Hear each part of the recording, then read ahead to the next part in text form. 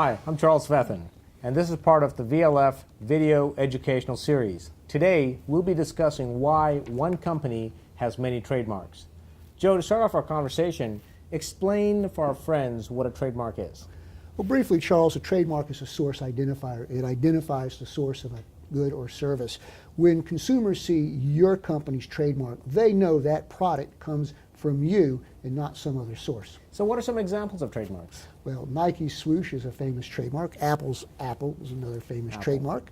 Champion's sportswear, Champion's spark plugs. Ford F-150 is another well-known mark, as well as Harley-Davidson. And we'll be talking about Harley-Davidson a little bit later in our video. Joe, is there a reason that a company would have different trademarks for its various brands? Sure, Charles. Often companies have multiple products, and those products are directed at demographics. By having a trademark for each of those different products, that trademark resonates with that particular demographic.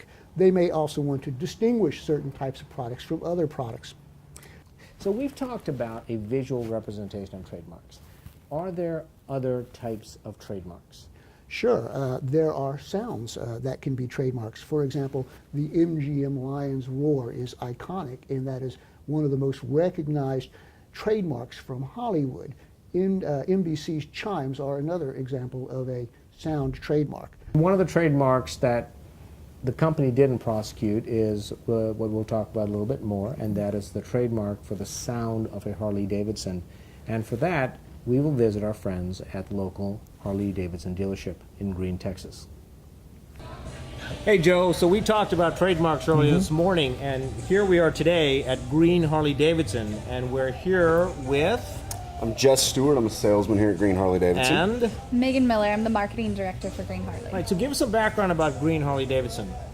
All right, so Green Harley-Davidson has been in business for just about 10 years. We're celebrating our anniversary in June. And what we really focus on is setting ourselves apart from the other dealerships. You know, we want our customers to know that when they come in here, they're going to experience the difference coming into Green Harley. And one thing we really try to pride ourselves on is we want to deliver customers the personal freedom they deserve. And we also pride ourselves on giving back to our local communities. So we learned about Green Harley-Davidson. Can you guys give us some history of the brand itself, the Harley-Davidson lore? Sure.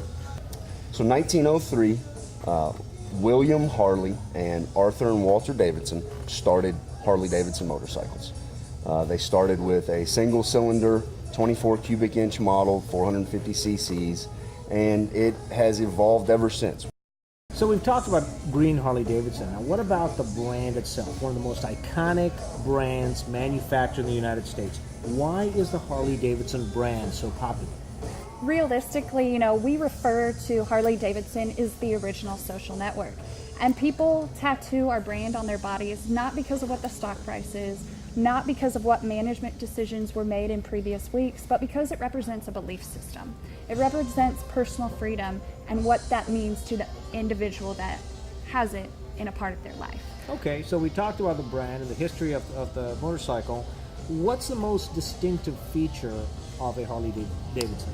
Hands down going to be the sound. You know, I remember being 12 years old and hearing gorgeous women talk about the rumble of a Harley, and it's one of the things that stuck with me and will always be with me. You know, the sound of a Harley cannot be replicated or duplicated, and it is probably the most iconic part of Harley-Davidson. The sound that throws. Yes, sir. Harley-Davidson has a certain mystique about it. Can you describe that mystique? You know, I really think what that is unlike many other brands out there, we lead with the reasoning why. We lead with personal freedom and what that represents. And I feel that's what separates us from many other brands out there. So we're in a dealership and we have several different models of Harley-Davidsons. And for our topic here today on trademarks, does Harley-Davidson have trademarks on its various different models? Yes, Harley-Davidson does. And the reason behind that is because the words like Fat Boy, Road King, those are a part of some of our most valuable assets that we have. And if we were to allow others to use those, or when others do, that really diminishes and it takes away from the brand and it decreases the brand integrity that we have. So the brand has been used by the company for now over, what, 113 years. Has the trademark changed over the years? No. In fact, the bar and shield, I think that's the main First logo. presented in 1910. 1910. Yes, Has sir.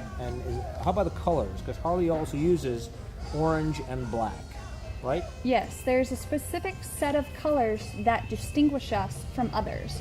And just like our verbiage, just like the words that we use, those colors set us apart, and when people see those, they automatically think Harley-Davidson.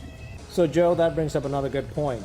Is it important for companies to aggressively protect their trademarks? It's very important for companies to aggressively protect their trademarks. If a competitor is infringing on your trademark or outright counterfeiting your trademark, that means that customers are buying your competitor's product and not your product.